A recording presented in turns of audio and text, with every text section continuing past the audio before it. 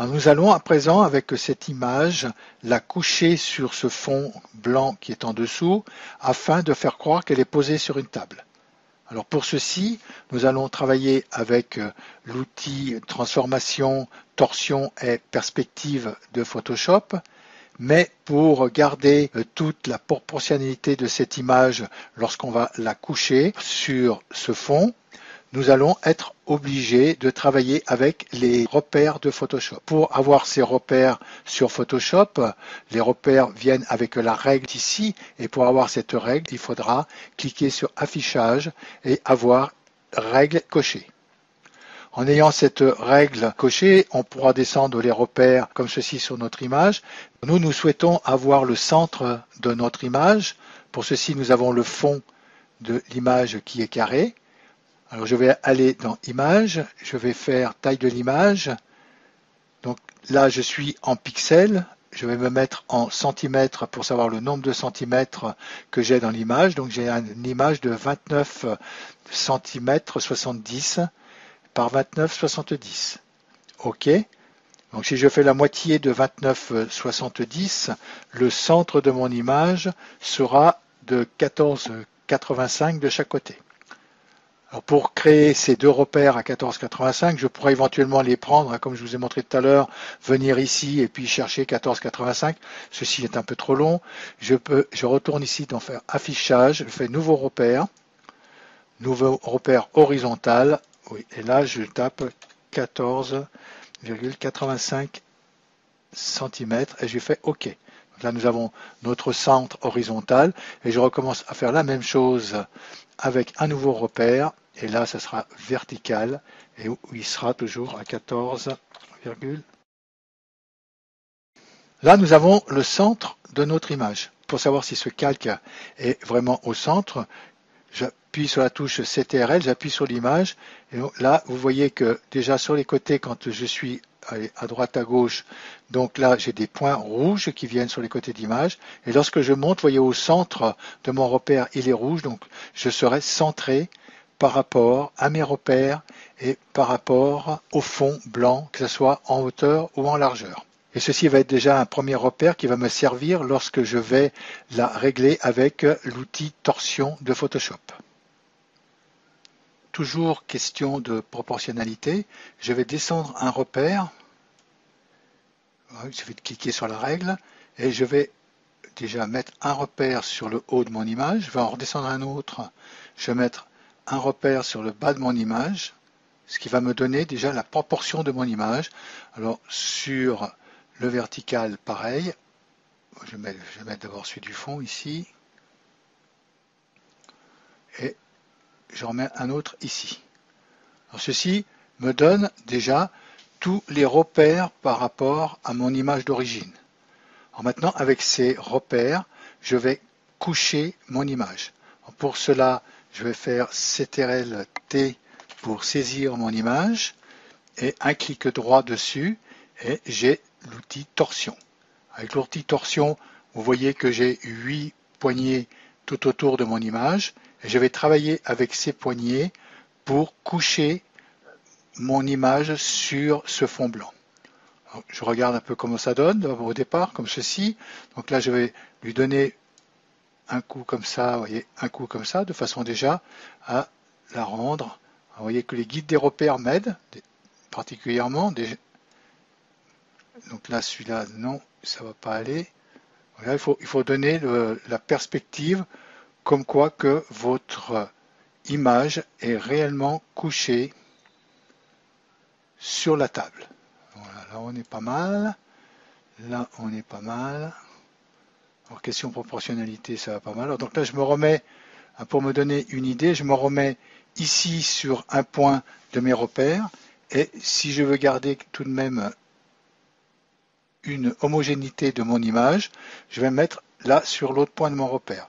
Ensuite avec les deux autres points, je vais essayer de régler mon image au mieux. Comme ceci, c'est pas mal. Je vais pouvoir la déplacer pour voir me laisser un peu de place dessous. Je vais refaire un petit peu là, la replonger ici. Voilà. Voilà.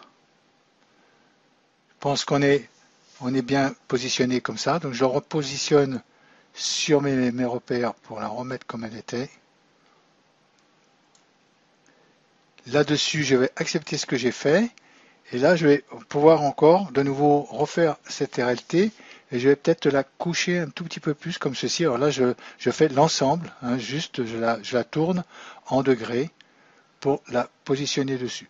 Ensuite, avec la touche majuscule enfoncée, je vais la réduire légèrement en proportionnalité. Hein, touche majuscule enfoncée pour la réduire. Voilà, même non, peut-être voilà, comme ceci.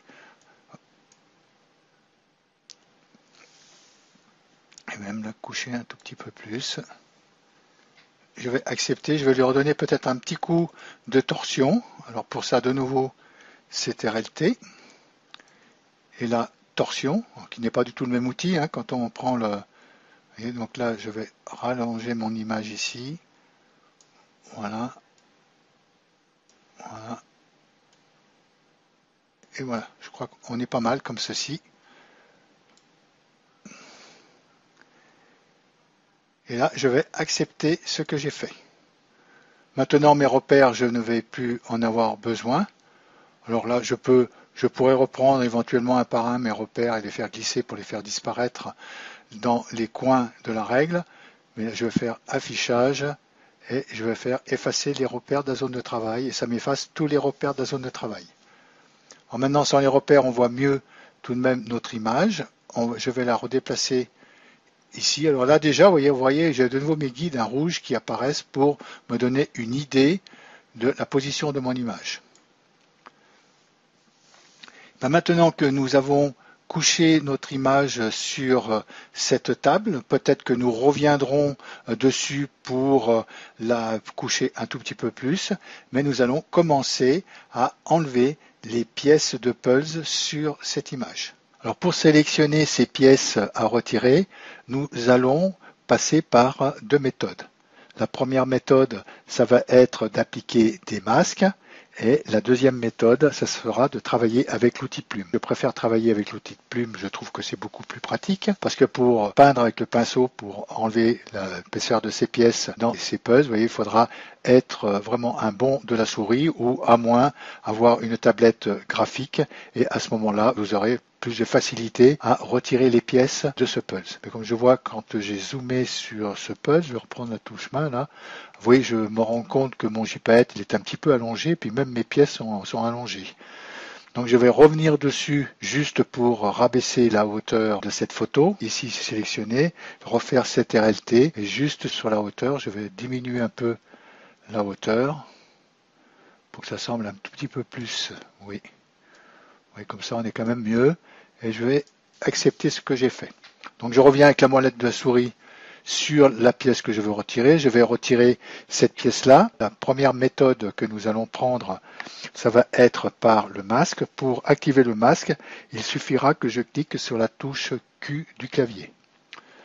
Donc en ayant la touche Q du clavier, je vois que mon calque est déjà devenu rouge et que ici j'ai du blanc qui est saisi. Alors avec le blanc, je vais rajouter la matière que j'ai enlevée et avec le noir, je vais enlever la matière. Donc il faut que j'ai le noir. Je peux soit passer par les flèches qui sont ici ou sinon taper sur la touche X du clavier qui est beaucoup plus pratique pour changer. Je rezoome sur cette pièce. Je prends l'outil pinceau. Avec l'outil pinceau, je vais l'agrandir pour faire le centre de ma pièce. Puis après, je vais le réduire. Alors, c'est en rouge, c'est normal, c'est le masque. Là, j'enlève la matière qui est à l'intérieur de cette pièce. Donc, pour aller dans les coins, je vais être obligé de réduire le pinceau. Vous voyez, c'est quand même assez complexe de faire avec cette méthode-là. Mais bon, on va y arriver. Mais moi, je préfère travailler avec l'outil plume. C'est quand même beaucoup plus pratique que de travailler comme ceci. Hop, on va passer comme ça autour. Je le fais en temps réel, ça va vous sembler peut-être un peu long. On pourrait dire, je vais couper la vidéo et puis donc là je fais carrément en temps réel cet exercice pour vous voyez que ce n'est pas du tout simple non plus. Alors là, il faut que je réduise un peu le pinceau, que j'aille dedans.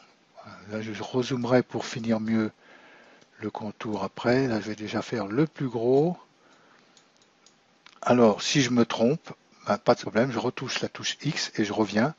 Hein, par exemple, si je donne un coup de pinceau comme ceci, la touche X, je reviens dessus et là, je renlève où c'est que je me suis trompé. Et là, de nouveau la touche X de passer en noir ici pour continuer à travailler. On se rapproche un maximum maintenant pour finir le contour comme il faut. Là, je ferai le pinceau un peu plus petit pour venir après dedans. Donc là, on va vraiment entourer. Donc là, je suis rentré un petit peu trop, mais c'est pas grave. Je reviendrai tout à l'heure dessus pour arranger tout ça. Là, c'est pareil. Hop, alors, bien sûr, il faut que ça soit tout l'intérieur soit rouge. Hein. Si vous laissez des traces blanches au milieu, quand vous allez enlever votre pièce, ça va vous laisser les traces sur la photo. Le but, c'est vraiment de découper cette pièce, comme ceci. On est pas mal. On est pas mal. Là, le blanc ici, il faut que je revienne dessus. Voilà.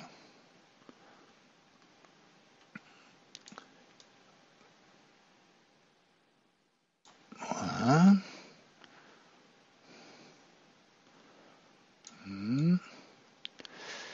Là, donc là, je vais me réduire vraiment au maximum, tout petit pour aller dans les coins.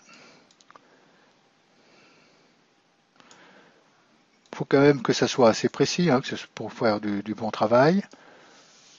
Là, j'ai bavé un peu, je reviendrai dessus. Là, c'est pas mal. Je regarde d'abord où c'est que j'ai à rajouter de la matière. Donc là autour, il faut que je rajoute un peu de matière.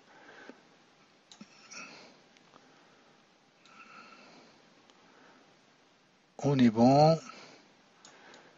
Voilà, on est bon. On est bon. Là, je vais maintenant X du clavier. Je vais revenir enlever ce que j'ai fait, ce que j'ai bavé ici. Tout doucement. Voilà. Comme ça. C'est bon. La touche X, il faudra que je rajoute du matière en plus. Là, donnons la touche X, là j'ai la mettre. Oh mince, pardon, je me suis trompé.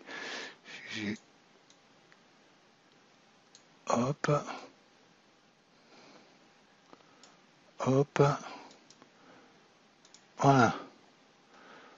On est bien. Ici peut-être un peu, on dirait. Oui, la pièce est beaucoup plus loin.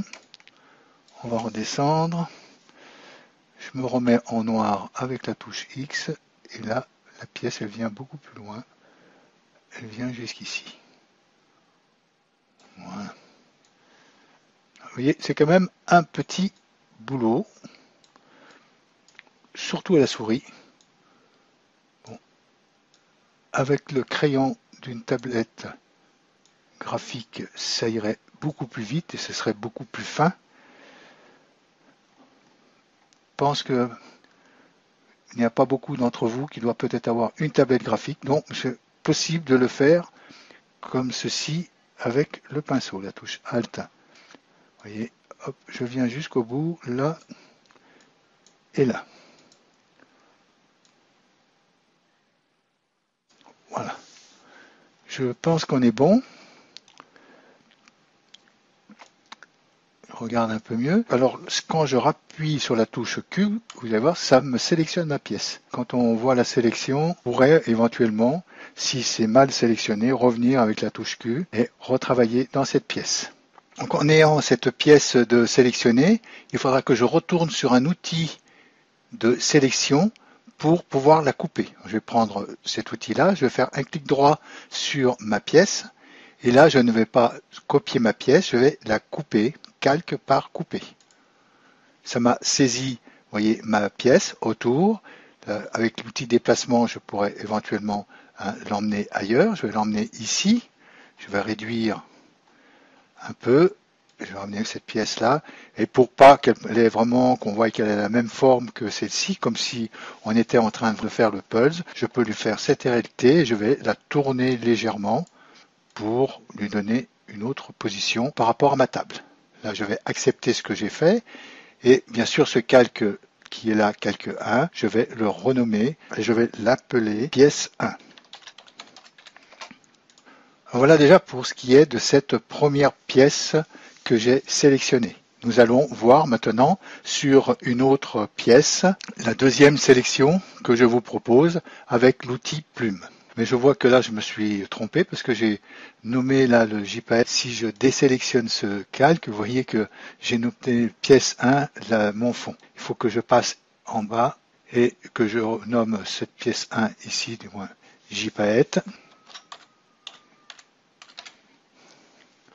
Et que celle-ci, je vais la renommer pièce 1. Voilà, l'erreur est humaine. Et maintenant, nous allons pouvoir travailler avec l'outil de sélection plume. Alors, l'outil plume sur Photoshop a toujours eu en représentation d'icône cet outil en forme de plume, de stylo plume, comme nous avions à l'époque dans nos écoles.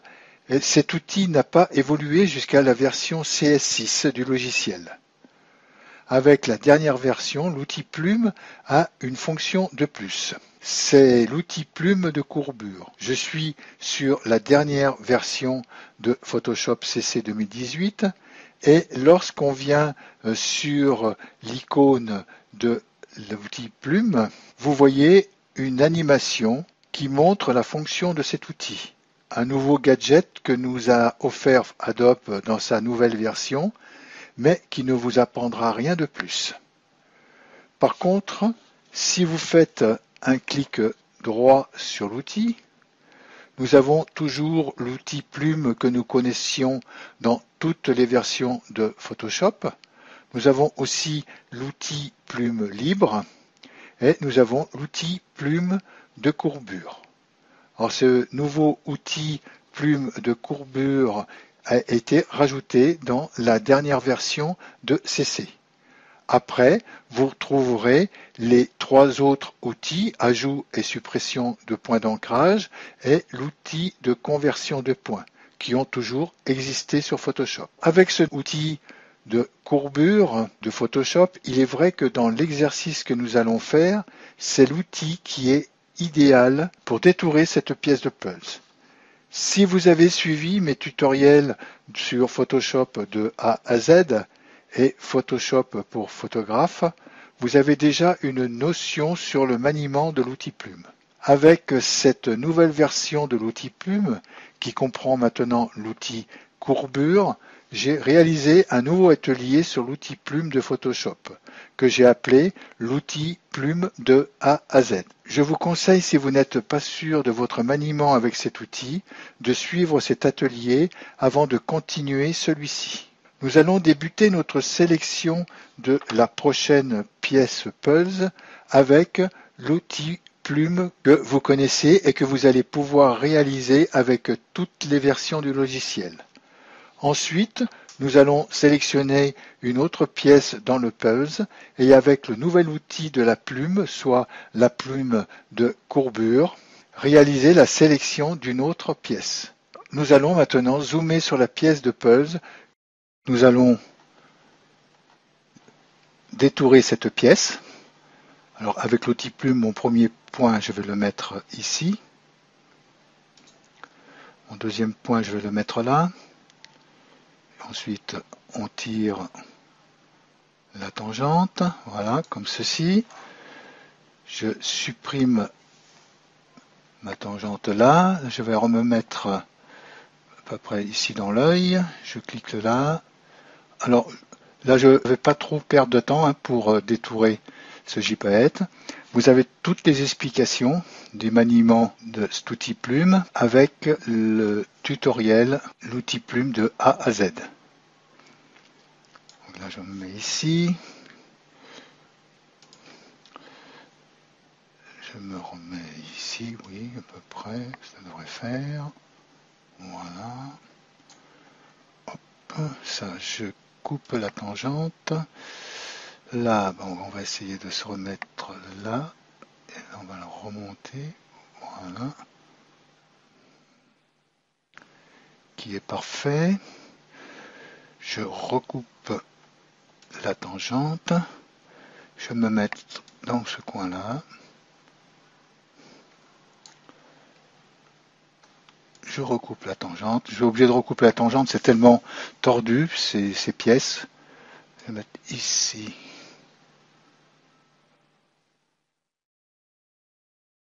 Voilà.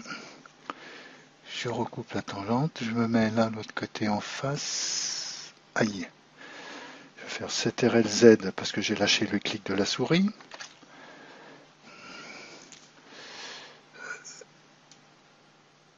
Voilà. Non, j'aurais pas dû me mettre ici. C'est pas chouette.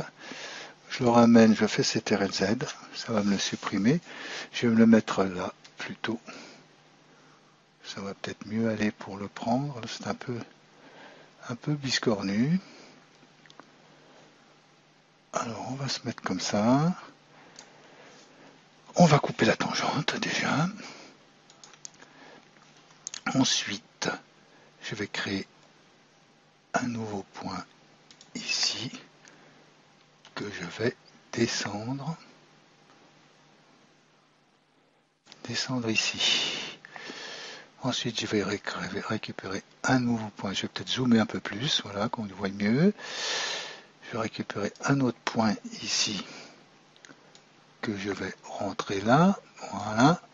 Et là, je vais faire un point ici que je vais pousser ici. Et peut-être encore un autre point ici que je vais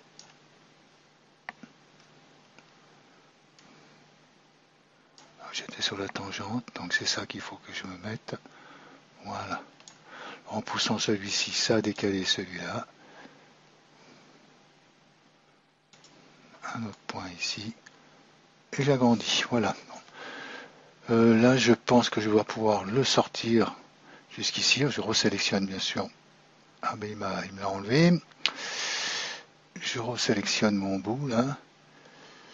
Et celui-ci d'ailleurs, je vais commencer à le remonter, voilà, là.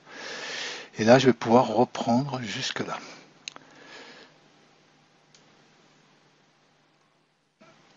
Voilà, là, comme ça. Voilà, qui est pas mal. Celui-ci, je vais pouvoir le reprendre jusque là. Donc, je vais d'abord couper la tangente. Je vais le reprendre jusque là. Ah. Il veut pas. Bon, alors on fait CTRL-Z. Ah ben je suis reparti d'une deuxième tangente là. Donc voilà. Alt, on a carrément enlevé la tangente. C'est pour ça qu'il voulait pas. Après, donc là je suis sur mon point et je vais là, il voudra. Voilà. C'était parce qu'il y avait une deuxième tangente, je sais pas qu'il avait pris. Il est pas mal. Alors je vais couper cette tangente. Là, peut-être l'emmener jusqu'ici ou jusque là. Là, c'est pas tellement rond. Alors, je vais être obligé de prendre ici, juste pour donner une partie de ce rond. Après, recouper la tangente. Et ensuite, je vais être obligé de, je vais prendre ici. Voilà. Qui est pas mal. Et là, je recoupe la tangente. Vous voyez que c'est un petit travail quand même, hein. Donc là, on va pouvoir boucler. Je vais boucler ma...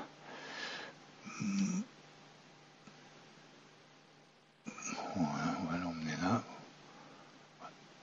On le boucle. C'est parfait. Donc je regarde si je suis bien sur le noir du pulse. Oui, dans l'ensemble, c'est bon. Ici, ça me fait peut-être un petit peu de souci ici, oui. Donc là, il faudra que je fasse un plus ici et que je le ramène un peu plus là pour que ça le prenne mieux.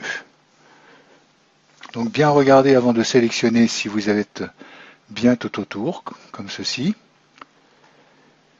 Et ensuite, vous venez au milieu de votre sélection, un clic droit et définir une sélection. Alors là, il me demande un contour progressif. Je vais le laisser en contour progressif à 1 pixel. Et je vais faire OK. Voilà, ma sélection est prise. Il faut maintenant que je vienne sur un autre outil de sélection parce que ça, c'est un outil vectoriel. Donc, je viens sur un outil de Photoshop de sélection, n'importe lequel, et je fais un clic droit dessus et je fais calque par coupé. Ça m'a pris mon calque. Ensuite, il suffira que je vienne avec un outil de déplacement pour déplacer mon calque. Je vais réduire et l'emmener en dehors de mon pulse. Voilà pour l'autre pièce. Alors maintenant, nous allons voir l'outil plume, mais alors l'outil plume de courbure. Mais avant de repartir avec la plume de courbure, je vais prendre le calque de cette pièce, le passer dessus, celle-ci, et ce calque-là, je vais l'appeler pièce 2. Voilà qui est fait. Maintenant, pour se servir de l'outil de courbure, il faut bien sûr que je sois sur le calque du JPEG, de la photo. Je vais rezoomer dedans et nous allons prendre la touche espace, nous allons prendre cette pièce-là pour faire avec l'outil de courbure. Alors l'outil de courbure, alors je vais poser un point ici, on va aller poser un autre point ici. Ensuite de ce point-là, je vais peut-être retirer là comme ceci. Voilà. Qui n'est pas mal. Ce point-là, je vais pouvoir le ramener ici.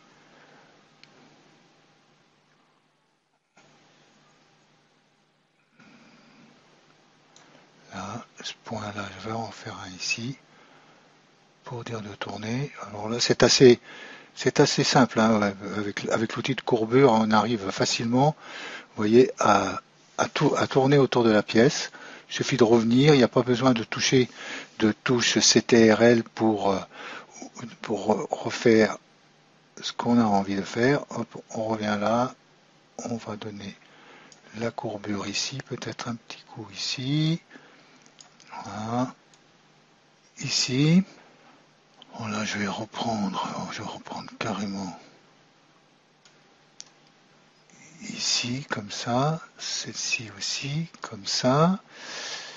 Celle-ci, elle ne veut pas faire. Je vais la mettre là, celle-ci là, celle-ci, voilà, une autre ici, je vais ramener celle-là là,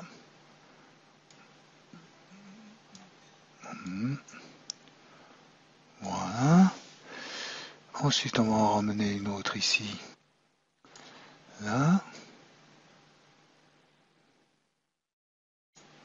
là,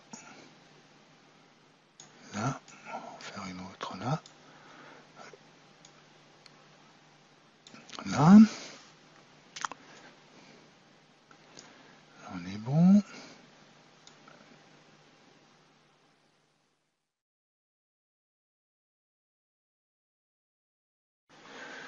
Là, on va la laisser là. Là, on va la ramener là. Celle-là, on va la pousser un peu plus loin.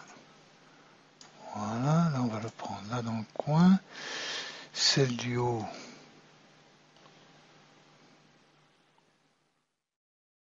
on va la mettre ici. Là, je vais en ramener une là pour serrer un peu. Là, là, là. Hop, il l'a pris bien. Là, il l'a mal pris. On va le remonter. On va la tirer un peu.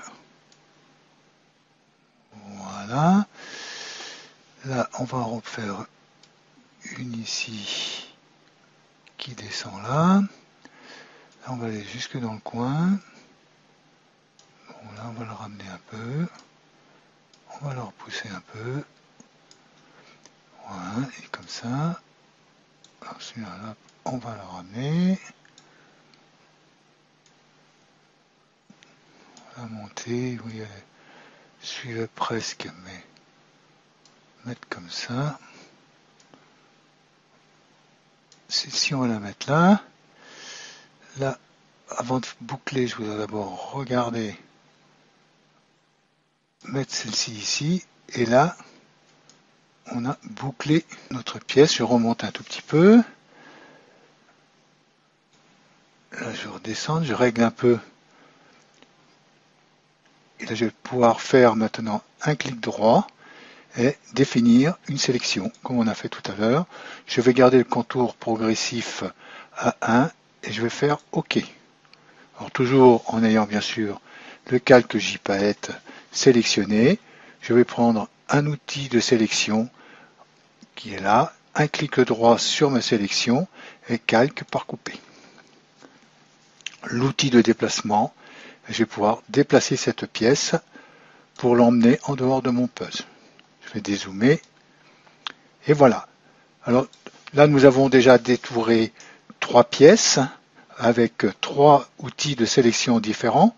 Alors maintenant, je vais vous laisser détourer les pièces que vous voulez détourer sur ce JPaET et nous allons revenir avec la dernière vidéo pour mettre la main sur ce JPaET et créer des ombres et mettre aussi un fond sur cette table. Je vous dis à la suite de l'atelier qui s'appellera Puzzle avec Photoshop Finition. Si ce tutoriel vous a plu, n'oubliez pas de cliquer sur la main J'aime ce contenu en dessous de cette vidéo. Et si vous ne l'avez pas encore fait, abonnez-vous à la chaîne, vous serez ainsi averti des nouveaux didacticiels mis en ligne. Afin de télécharger les fichiers sources, allez sur le site www.tuto-photo-jlr, puis cliquez sur l'icône Atelier. Et dans le tableau de cette page, cliquez sur l'article de l'atelier, en l'occurrence Puzzle avec Photoshop. Sur la page Atelier, profitez de vous abonner à la newsletter. Vous recevrez un mail par mois qui vous informera de toutes les nouveautés qu'il y a eu sur le site le mois précédent. Téléchargements, tutoriels, ateliers et autres événements sur la photographie. Je vous dis à bientôt sur Tuto Photo JLR.